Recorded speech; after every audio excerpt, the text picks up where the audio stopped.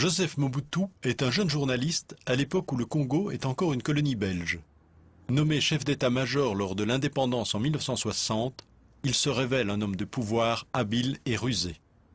Avec l'aide de la CIA et la complicité de la Belgique, il trahit son père spirituel, le leader nationaliste et Premier ministre, Patrice Lumumba, qui est sauvagement assassiné.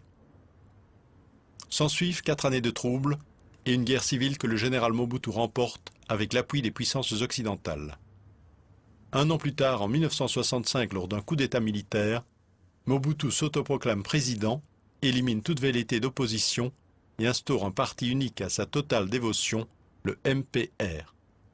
Le Congo rebaptisé Zaïre traverse la période la plus sombre de son histoire, le moboutisme est érigé en religion d'État et le culte de la personnalité atteint son paroxysme.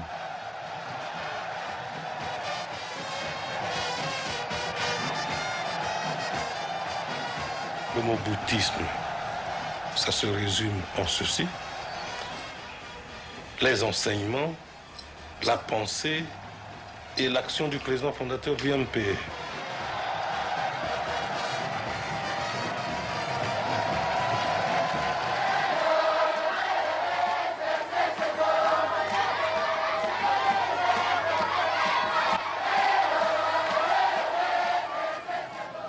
Lorsqu'on a affaire à un peuple comme le mien, on ne peut pas se sentir fatigué. Un chef qui se sent aimé, et vous voyez ce plaisir de se savoir aimé par son peuple.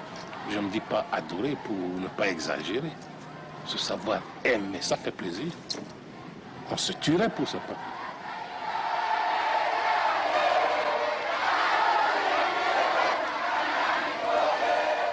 À partir de ce moment-là, toutes les forces qui avaient tendance à s'agiter ou à essayer de réclamer contre le pouvoir étaient matées.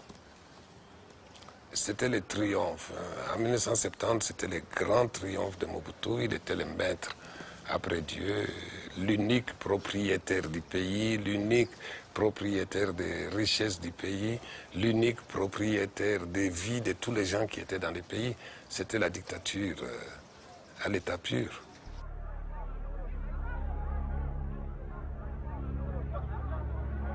À l'université, Mobutu est publiquement bravé, l'épreuve de force est engagée. Les militaires tirent à bout portant et emportent les corps. Personne ne saura jamais combien de morts il y eut, où et comment les étudiants furent enterrés.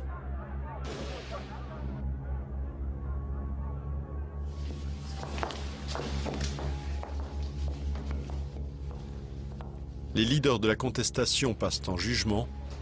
12 d'entre eux sont condamnés à perpétuité. Pourquoi est-ce qu'on doit faire cette interview dans cette clandestinité?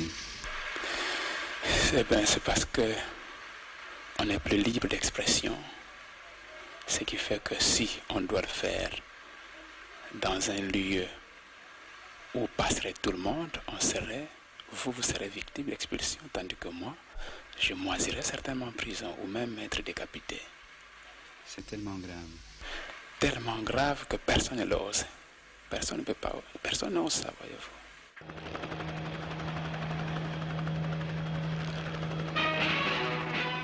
2 ans plus tard, les étudiants récidivent. Le président Mobutu fait fermer l'université et incorpore les 2000 étudiants dans l'armée.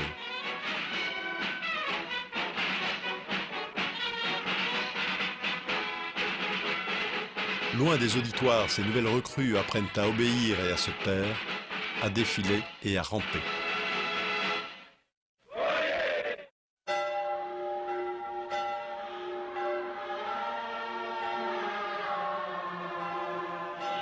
Après l'université, c'est au tour de l'Église d'oser émettre des réserves et de critiquer le parti État et son président fondateur.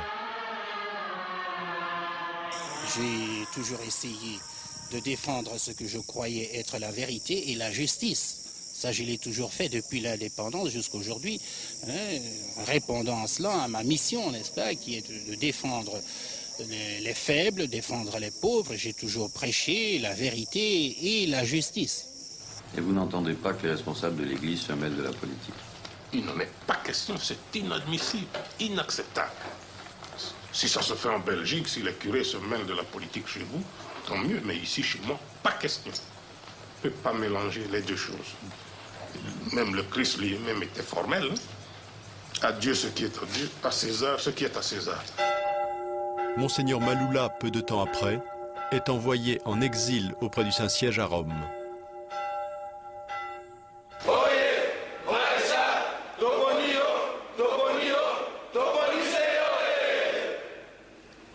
Soldats zaïrois, notre serment. Jésus, fidèle au président fondateur, fidèle au président fondateur, fidèle au Père, fidèle au Père, fidèle au Il était question de préparer un coup d'État militaire à la date du 30 septembre. La seule possibilité, c'était mon élimination physique. 5 ou 6 jours avant le coup, un adjudant est venu me mettre au courant. Et on a remonté la filière. Ils sont au nombre de 29. Donc civils et militaires. Oui. Aux arrêts. 12 généraux sur 21, si je suis bien informé, ça fait quand même un beau total. Et alors? Ça montre l'ampleur de ce complot, non? L'ampleur, je ne crois pas. Il ne faut pas dire ampleur pour une armée de 60 000 hommes.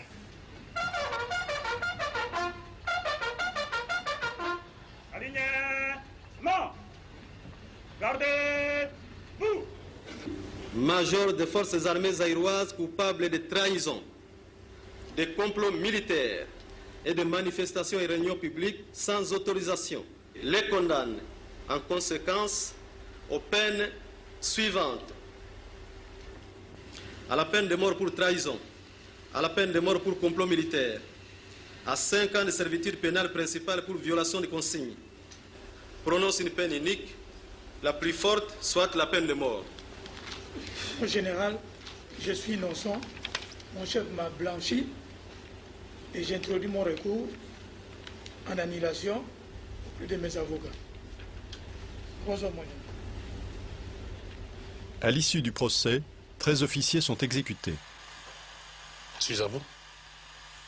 Il y a quelques années, lors du procès de la Pentecôte, comme on l'a appelé, vous m'avez dit, dans une interview que j'ai eue avec vous, il fallait poser un exemple. Je suis le chef du contraire. Il fallait poser un exemple. Est-ce la même motivation qui est à la base des condamnations, des exécutions du procès le plus récent? Vous avez toujours cette idée-là. C'est cette idée-là que vous partez. Je ne sais pas. Mais je dois vous dire tout de suite là que des situations de ce genre seront toujours, mais sans pitié, mais avec rigueur réprimée. Ça, c'est moi qui vous le dis. Et je le dis même brutalement. Plus de clémence, comme vous l'avez savé. Parce que nous savons d'où ça vient. Voilà. Sur le plan intérieur, si au Zaïre de Mobutu, il y a une chose qui marche, c'est au moins les services de sécurité. Et ça, c'est vrai, c'est une machine, c'est un appareil qui fonctionnait parfaitement et qui, par conséquent, qui tenait les gens. J'avais effectué plusieurs missions en secrète de régime de Mobutu. Et plus particulièrement sur ce lieu où je suis actuellement, comme ici par exemple. Et j'atterrissais sur des missions qui me concernent directement. J'atterrissais ici pour le transport des prisonniers qui étaient assassinés. Et d'habitude, ces prisonniers venaient de ce côté. Le bâtiment que vous voyez là-bas, grillé, des endroits où les cadavres étaient gardés. Ceux qui voyaient à l'époque les hélicoptères sillonner le fleuve dans la nuit, d'autres croyaient que c'était une surveillance nocturne de notre frontière avec le Congo. Ce n'était pas le cas, c'était exactement les largages des cadavres humains, des personnes exécutées par les services secrets de Mobutu. Et après chaque vol de largage des cadavres humains, dans la nuit, les gardes du corps de Mobutu, ses agents de sécurité, nettoyaient l'hélicoptère complètement pour éviter les moindres traces du sang qui pouvait couler sous les bâches, parce que les cadavres étaient emballés dans des bâches. J'ai su tout cela, mais nous ne pouvions pas parler, au risque de mourir. Au risque de mourir. Parce que bon, il assassinait, hein, aussi facilement qu'on écrase un insecte. Donc nous avions besoin de vie, nous avons besoin de vivre. Tu vas parler aussi congolais? Non, tu n'aimes pas les journalistes. Qu'est-ce qu'ils font les journalistes? Ils prennent des photos. Ils écrivent aussi. Hein? Parfois méchamment, contre papa. Hein? Voilà. Il sait au moins que vous écrivez de temps en temps des méchancetés contre son papa. Un Congolais.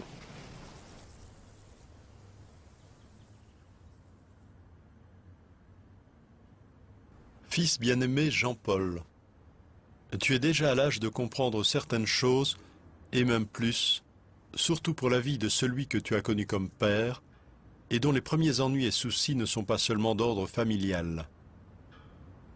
Tu peux reconnaître et distinguer des personnes qui s'acharnent à la disparition de notre clan, et surtout de cette œuvre que je compte laisser à travers l'histoire, autour de notre nom, ton nom. Sache qu'ici-bas, au niveau où nous sommes arrivés, nous avons beaucoup plus d'ennemis que d'amis. Même ceux en qui j'avais confiance et qui sont même proches de la famille nous trahissent soit directement, soit indirectement dans tous leurs agissements. Toute la haine dont des milliers de personnes nous portent, ils en sont en grande partie les générateurs. Et ce qui se lit sur le visage n'est pas toujours le reflet de ce qui se passe dans le cœur. Sans toutefois oublier que le danger nous guette, je compte sur toi pour surmonter les événements avec calme. Réconforte mamie et la famille. Je t'appellerai demain dans la soirée. Courage, papa.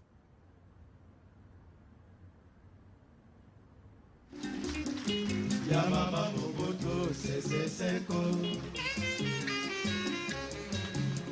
Ikambo ebandaka bakongo na zai Opesanda kisana banae Citoyenne Mama Mobutu Akokisi bambula tukumisato Nami bale tokembisa ye Tubengaka ye mama dokumu ya mboka zaire. Entre deux pas de danse, le président, aux côtés de sa femme Marie-Antoinette, savoure le succès et la reconnaissance que lui confèrent les dignitaires de l'ancienne puissance coloniale, le royaume de Belgique.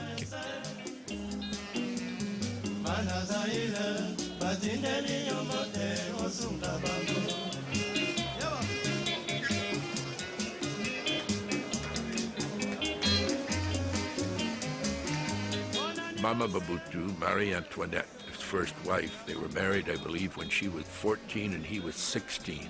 She was extremely influential. She was a very strong woman.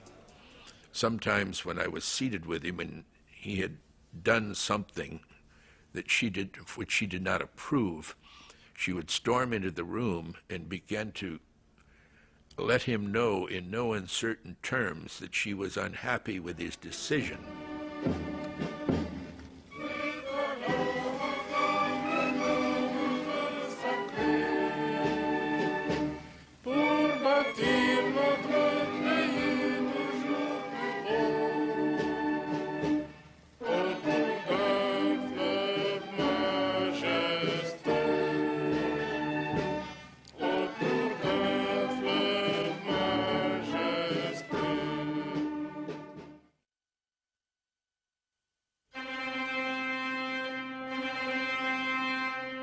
Quelque temps après le décès de sa première épouse et quelques jours avant l'arrivée à Kinshasa du pape Jean-Paul II, Mobutu se met en règle avec Dieu et son peuple. Il se marie avec une institutrice, Bobby Ladawa, son ancienne maîtresse avec laquelle il a déjà 4 enfants. La deuxième femme, vous savez, c'était un deuxième bureau, comme on dit ici. C'était la concubine. La maîtresse, comme vous dites chez vous. Toute sa vie, cette femme s'est comportée en maîtresse. Pour la petite histoire, ça peut être intéressant. Elle avait notre jumelle qui s'appelait Kossi et qui est devenue la femme de Mobutu. Les deux. Les deux sont devenus la femme de Mobutu. J'étais toujours étonné, mais j'ai toujours mis ça sur le plan de la tradition africaine. Comment une femme deux jumelles peuvent partager le même amour, je dirais. Et j'ai vu que ça s'organisait très très bien, c'est-à-dire qu'ils partageaient les choses équitablement et qu'ils aimaient profondément ces deux femmes. Mais tout ça s'organisait très bien à table. Elles étaient toutes les deux. En voyage officiel ou officieux, elles étaient toujours là. Et ça s'organisait assez bien.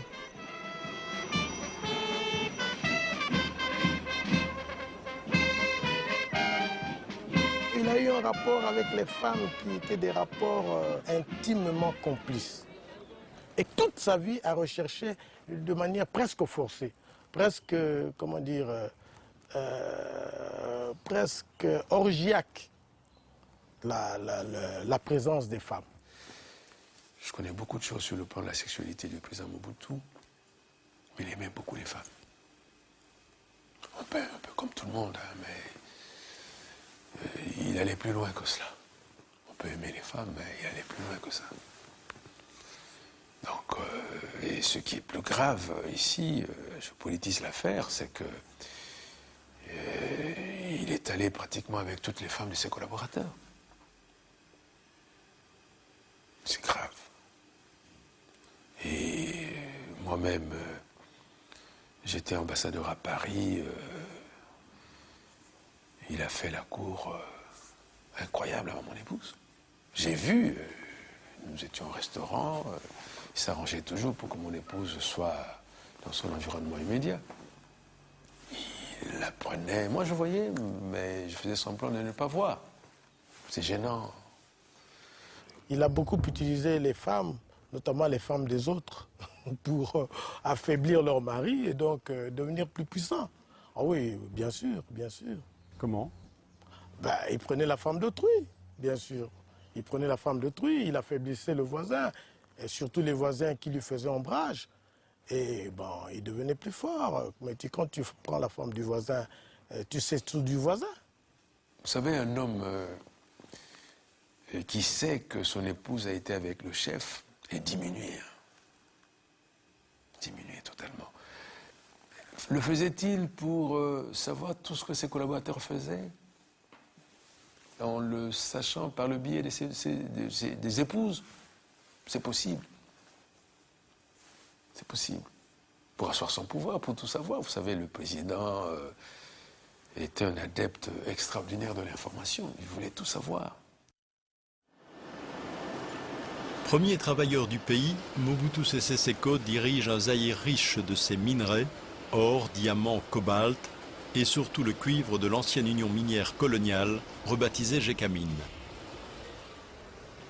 Le président, enivré par une telle puissance économique qui enrichit les caisses de l'État, voit son pouvoir renforcé.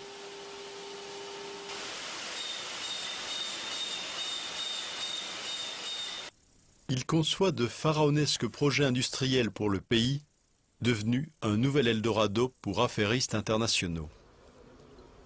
C'est l'époque des éléphants blancs, ces travaux gigantesques qui vont remplir les coffres de grandes sociétés internationales et les poches de quelques notables mobutistes.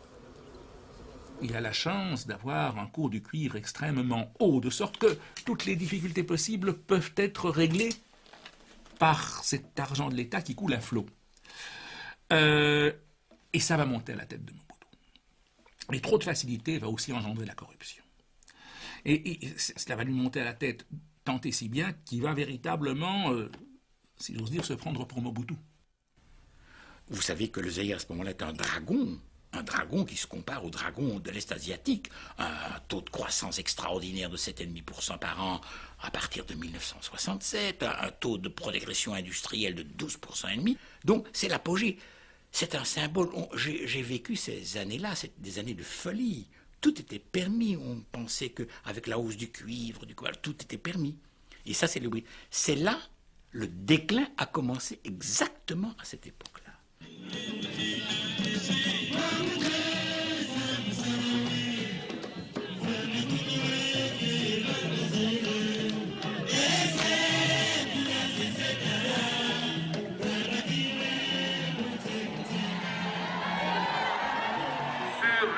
Zaïre financièrement malade, beaucoup de médecins se penchent, chacun avec son diagnostic et ses recettes thérapeutiques.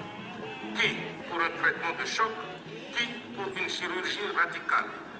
Nous ne sommes pas des mendiants parce que nous reconnaissons nos dettes. Notre pays ne peut pas être condamné suite à une baisse inhabituelle et imprévisible des cours du cuivre. Nous avons une politique et des perspectives. Et ceux qui nous feront confiance ne seront pas déçus.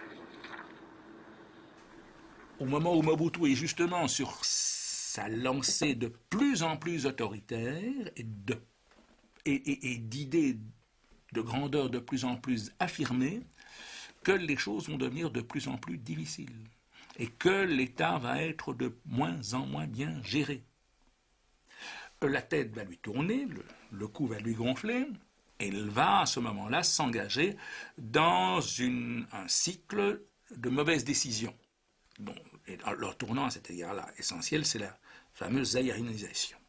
La zaïrianisation, qu'est-ce à dire? Lorsque j'ai dit zaïrianisons, c'était quoi? Je concevais mal qu'un étranger, belge, français, hongrois, vienne s'installer ici pour revendre aux Zaïrois la bière qui sort des brasseries de Kinshasa et gagner de l'argent là-dessus, vivre là-dessus. Vous êtes chef d'une entreprise. À 8 heures du matin se présente un général, un colonel ou un courtisan quelconque de sa cour qui vous dit « Monsieur, remettez-moi les clés de vos bureaux, remettez-moi vos comptes en banque, remettez-moi vos véhicules, remettez-moi tout ce que vous avez et allez vous faire pendre. » Les favoris du régime recevaient des entreprises. Et ces entreprises, mon Dieu, ils ne les géraient pas toujours, ils se contentaient souvent de les écrémer. Les voitures de l'entreprise devenaient leurs voitures, la trésorerie de l'entreprise devenait leur trésorerie, et donc ça a donné un coup de force à la corruption considérable, cette zaïrisation. Oui, mais ce n'est pas un mal propre à la République du Zaïre ou aux seuls Zaïrois, c'est un mal qu'on trouve partout, dans n'importe quel pays au monde, même chez vous.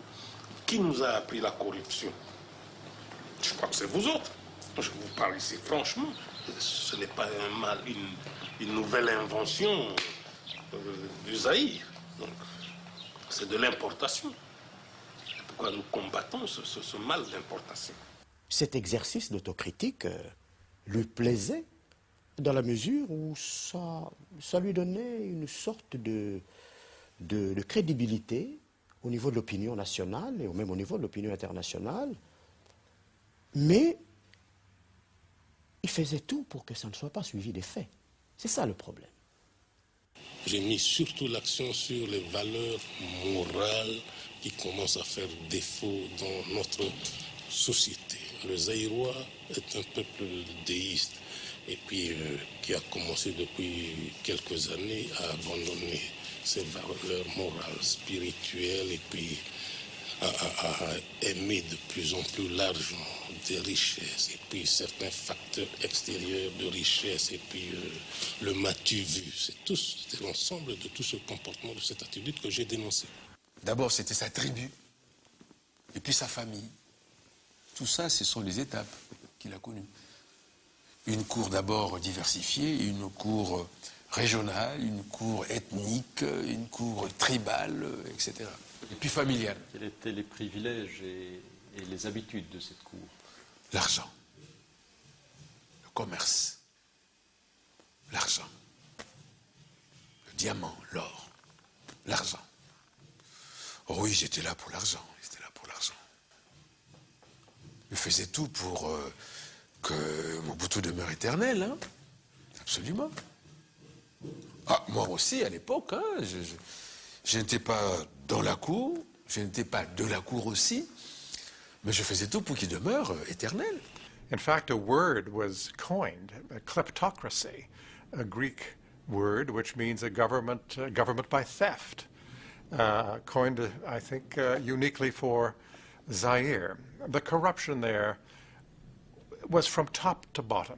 From top to bottom. Quand il avait besoin d'argent, il demandait au Premier ministre « Donnez-moi 1 million ». Le Premier ministre disait au gouverneur de la Banque centrale, le président demandait 2 millions, le gouverneur de la Banque centrale sortait 3 millions.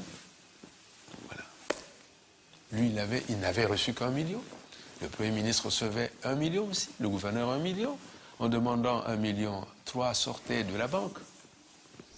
I think there became a confusion, perhaps in Mobutu's mind, as to, you know, l'état c'est moi. He was the government, therefore the treasury was his piggy bank.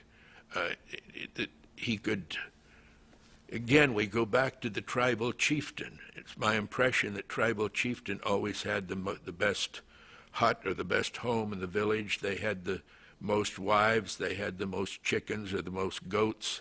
He was also so clearly a man who had amassed a fortune for himself from all aspects of economic life in Zaire. He'd accumulated wealth that I have no reliable way of estimating, but I can tell you that it is often considered to be as much as 3 or 4 billions of dollars that he had in accounts elsewhere.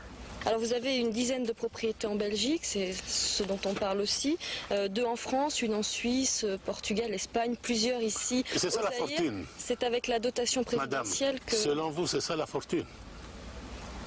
Si c'est ça la fortune, alors dans cette condition, madame, eh bien, c'est la tête de quelqu'un qu'on veut. Lorsque chez vous, il n'y a que le mot argent à la bouche, celui qui vous arrache ce beefsteak de la bouche, c'est un homme à abattre. Voilà la vérité. Il y a d'autres estimations. Laissez-moi continuer. Et vous tournez autour du pot la fortune du président Mobutu. La fortune du président Mobutu, c'est plus que la dette du Zaïre. On ergote autour de ça. Soyons sérieux. Et ne tournez pas autour du pot la fortune du président Mobutu. La fortune que vous avez tirée du Zaïre, c'était par Léopold II qui nous a spoliés, qui nous a pillés. Voilà, ce n'est pas Mobutu. Ce que j'ai fait pour mon pays, toute ma jeunesse, toute mon énergie, vous voulez expliquer à ce peuple par vos écrits, il le fait pour l'argent. Faire ce que j'ai fait, ce n'est pas pour l'argent, mon cher ami. Je le fais parce que par nationalisme, par patriotisme. En pleine crise économique, en collaboration avec des industriels allemands, Mobutu inaugure un ambitieux programme spatial dans l'est du Zaïre. 8, 7, 6, 5, 4, 3, 2, 1, 0.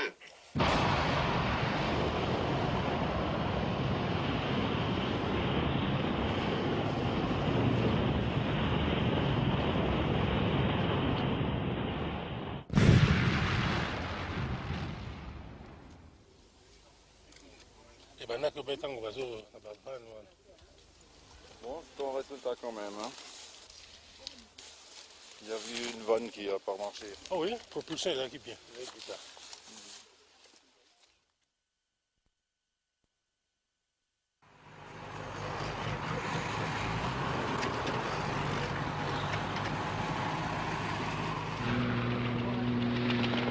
Des opposants zaïrois en exil attaquent le sud du territoire à partir d'un pays voisin.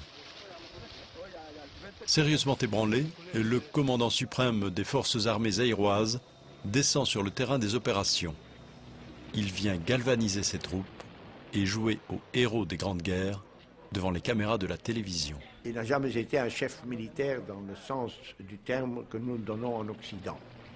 D'abord, il n'en avait pas reçu la formation. Il a reçu comme formation gradé comptable dactylographe. Donc, il n'a jamais eu un cours ni de tactique, encore moins de stratégie. Chaque fois qu'à la tête de ses forces, il a voulu réduire une rébellion, une mutinerie un peu organisée, chaque fois il s'est fait battre à plat de couture. Et chaque fois il a dû faire appel à des conseillers extérieurs. Donc il n'avait, sur le plan militaire, absolument aucune compétence. Mais de nouveau, comme chef africain, il avait indiscutablement du courage. Il était sportif, et courageux, mais n'était pas capable de diriger une armée. Officiellement, pour protéger la population européenne, la Légion étrangère saute sur Kolwezi. À nouveau, le régime et le président Mobutu sont sauvés de justesse. Mobutu, pour éviter la défaite totale, avait été obligé de tuer, de faire massacrer les Français, leurs épouses et leurs enfants qui étaient à Kolwezi, pour obliger Giscard à intervenir.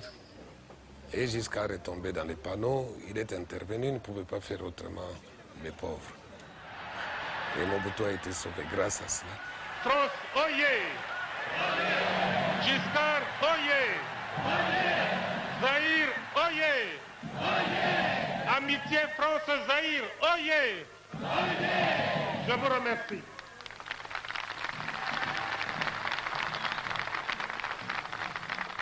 Chaque fois que son armée subissait des défaites, des reculades, lui, il augmentait en grade. Chaque fois. Et ça, c'est quelque chose qu'on ne comprenait pas. Il parvenait à transformer ses défaites en victoires.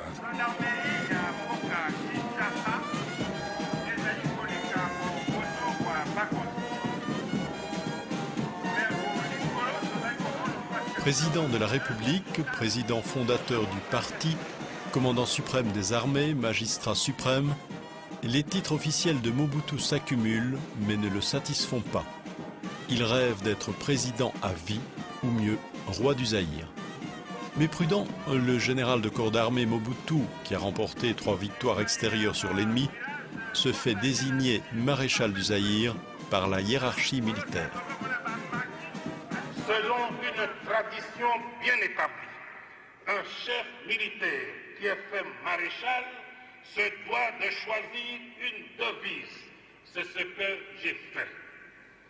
Et j'ai voulu rester dans la ligne du mouvement populaire de la Révolution. Voici ma devise. Toujours servir.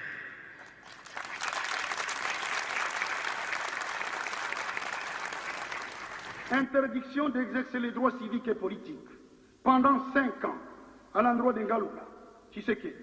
13 parlementaires, dans une lettre ouverte très critique adressée au président, dénoncent le régime et la corruption institutionnalisée. Parmi eux, Étienne Tshisekedi, l'artisan de la première constitution, l'ex-ministre de la Justice et de l'Intérieur. Tout Zaïrois, de par sa naissance, est membre d'un père. Or, comme dans un parti, il y a ce qu'on appelle le règlement intérieur, qui entraîne la discipline du parti. Donc, vous voyez, dans un parti où l'on n'a pas adhéré librement, et dès qu'on y applique la discipline du parti, qui normalement ne peut se comprendre que dans un parti où l'on a adhéré librement, vous voyez que tout de suite, ça donne lieu à énormément d'abus. Tshisekedi et les parlementaires dissidents ont osé élever la voix. Ils sont rapidement arrêtés pour outrage au chef de l'État et condamnés à 15 ans de servitude pénale. L'opposition d'abord, selon vous, c'est quoi? Ne me dites pas, est-ce que les aigris ont un certain droit au Zaïre? Je vous dirai oui. Les aigris, ça existe dans mon pays. Lorsque Tshisekedi a été mon ministre de l'Intérieur, mon ministre de la Justice, lorsqu'il a été pendant 7 ans vice-président de notre Assemblée, président, directeur général, délégué général d'Air Zaïre, ambassadeur, eh bien, depuis qu'il a perdu tous ses titres, il devient aigri et pour vous, c'est un opposant. Les 13 parlementaires sont bel et bien en prison, gardés militairement, avec interdiction formelle de visite. Leur statut maintenant, c'est ce que les juristes appellent une mort civile en quelque sorte. Je crois que c'est ça. C'est à eux à se conduire pendant cette période convenablement en principe. Et ce même Mobutu qu'on chantait hier, avant-hier, on le traîne dans la boue. Ne confondez pas les choses. Mais est-ce qu'ils doivent chanter encore alors vive Mobutu? Comment? Je n'ai pas besoin de cela. Croyez-moi, je n'en ai pas J'ai besoin de 27 millions de citoyennes et de citoyens que je dirige. Eh bien, les quelques aigris là, comme on le chante chez vous, les chiens aboient, la caravane passe. Et c'est une caravane de 27 millions d'habitants. En République du Zaïre, on s'exprime librement et clairement. Et dans la discipline du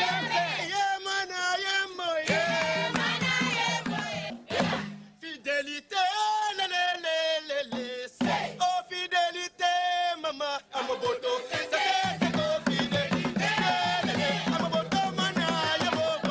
Il avait imaginé un système de manège forain. On rentrait dans le manège, dans les chevaux de bois, et puis alors, plus on rapprochait de l'axe, plus on avait les pouvoirs. Mais si on n'était pas tout à fait, si les intrigues se nouaient, et que bon, il y avait des oppositions, eh bien on reculait. Alors il y avait tout ce système, n'est-ce pas, mobutiste, typiquement mobutiste, mais finalement qui est repris, je crois, par tout le monde. C'était la promotion, la permutation, la rétrogradation, la mise en réserve de la République, l'exclusion jusqu'à aller dans les limbes, vous savez, d'une ambassade lointaine peu rémunératrice, et puis on était finalement toujours récupérés. Tous ceux qui étaient éliminés avaient toujours l'espoir d'être mis en réserve. Il y avait toujours possibilité, n'est-ce pas, d'un retour et d'un pardon accordé par le père fondateur. Je peux affirmer, un peu comme le bon pasteur de l'Évangile, je connais mes compatriotes et mes compatriotes me connaissent. Je dois parfois frapper, et même très durement. Mais comme vous le savez, nous vivons sur la terre des hommes. Et si un chef doit savoir punir, j'estime que le pardon est quelquefois nécessaire. Ceci dit, mon chemin est simple. Vous êtes aujourd'hui bénéficiaire des mesures d'amnistie que je viens de prendre. Vous sortez de la prison.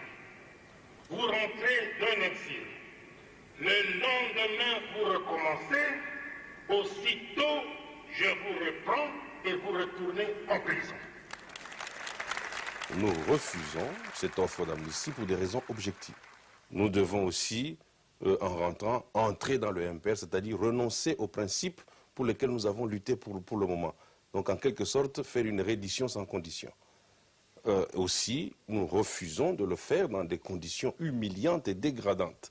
Faire amende honorable, aller nous mettre à genoux, faire allégeance devant le président Mobutu, nous estimons que cela est une abjuration politique grave que l'histoire et le peuple ne peuvent jamais nous pardonner. Boyoki, ancien premier commissaire d'État, ce qu'on a évité la Kutanga Kombonaye, citoyen Gounz, Boyoka qui va déclaration il y a sali à Bruxelles. À Québec, en Amérique, à l'objet 30 juin, à l'ingé réconciliation, à Zali Kozong. Après ce date, il y a Zali Kozong.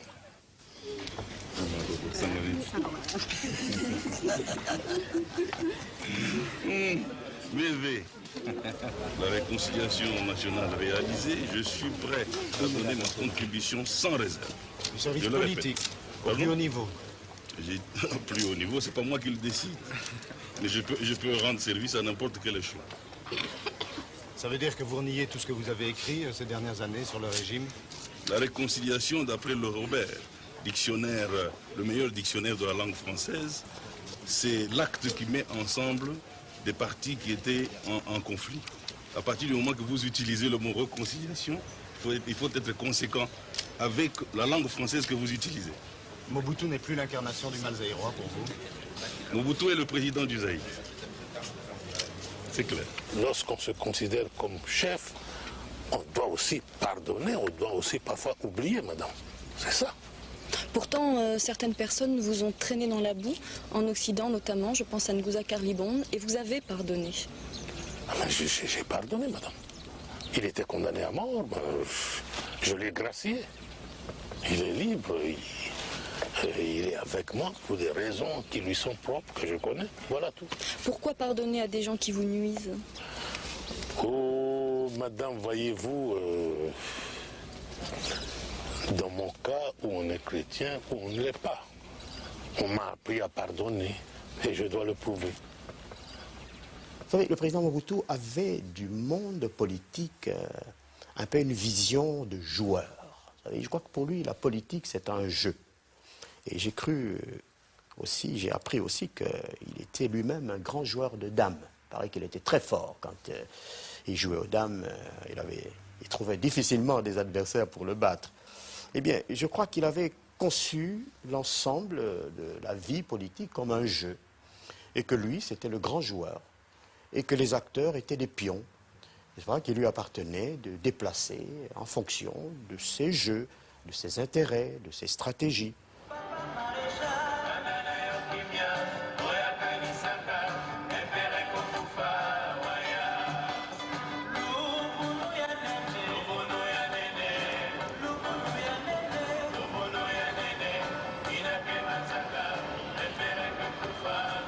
Maréchal du Zaïre, ta perspicacité et ta sagacité, transcendées du ciel comme une science infuse, de façon prime sautière, sont sans pareil.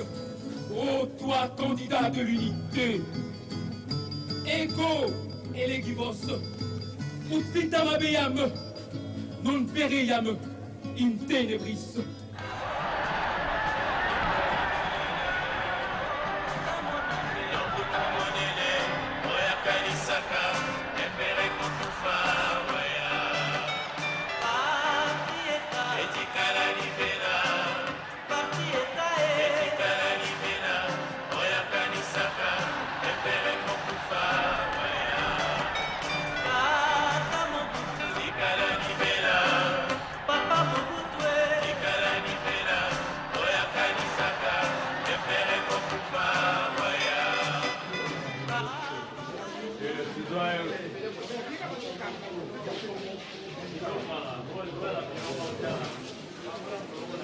Comme tous les 7 ans, Mobutu, seul candidat, se présente aux élections. Les électeurs ont le choix entre 2 bulletins, un bulletin vert pour l'unité et la paix, un bulletin rouge pour le changement et le désordre.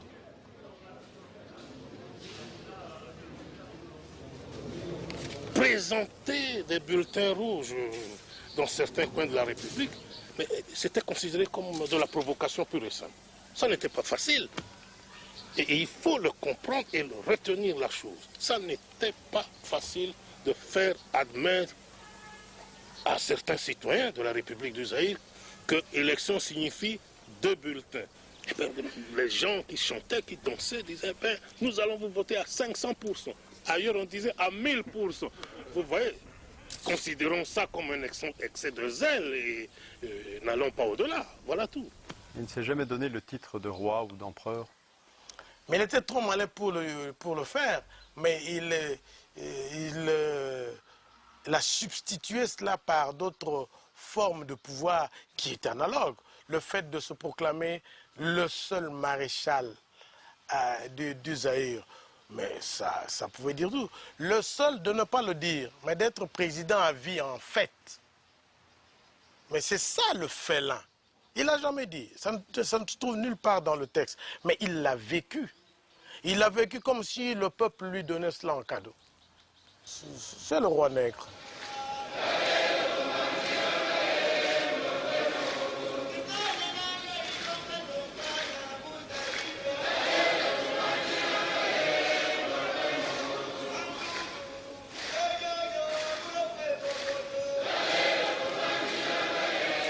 Élu à l'absolue unanimité des suffrages, Mobutu légitimise sa dictature lors d'une rituelle prestation de serment en présence de tous les corps constitués de la nation zaïroise.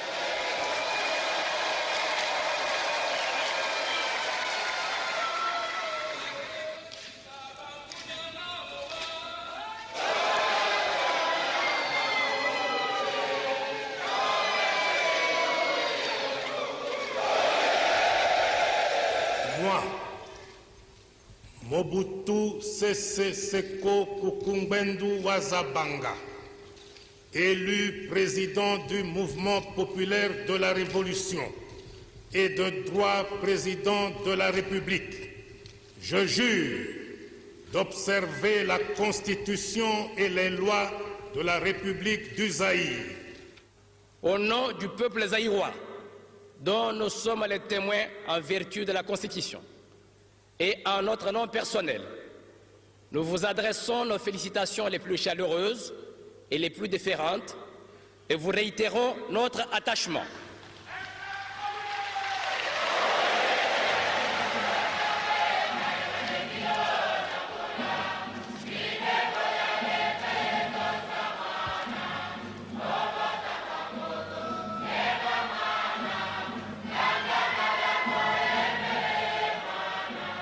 Avoir toutes ces expressions de joie chez les filles et les fils du Zaïre, toutes ces marques d'amour et d'estime envers leur chef, à observer ce climat de paix dans lequel ils vivent, je me pose la question, que dois-je faire qui puisse davantage faire plaisir à ce peuple?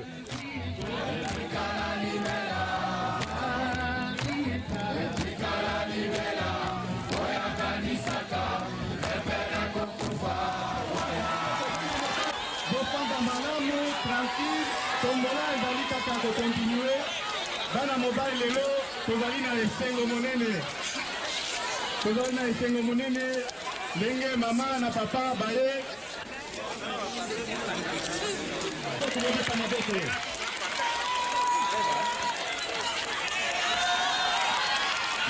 apesi mbote na remerciement na mama présidente avi yamana nous avons fait la récolte primaire de Sambia, à Outi, qui a gagné.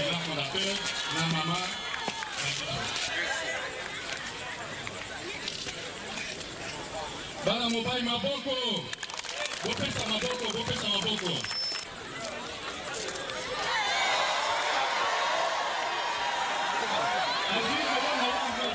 Sikoyo, Batata Bamama Bandeko, Bisopa, Sototala Nangambo a cité.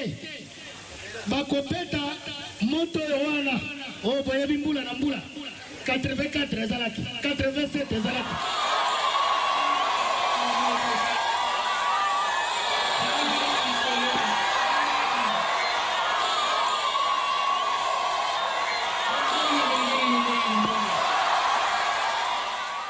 I had the feeling about him sometimes that he'd used up the pleasures in his life. If I can put them that way, if I can put that thought that way. I think that there were times when he was bored, and that increasingly his life was dominated by a kind of boredom. I thought of him as a person who had his homes in Paris, in Switzerland, in southern France, and all the money that anybody could possibly want, and had found that it hadn't brought him the full measure of satisfaction that he yearned for. He was still a person in his mid-50s, which is not all that old, and yet this kind of sober quality to him was often to be found. And I can imagine a Mobutu who felt himself increasingly in a fortress.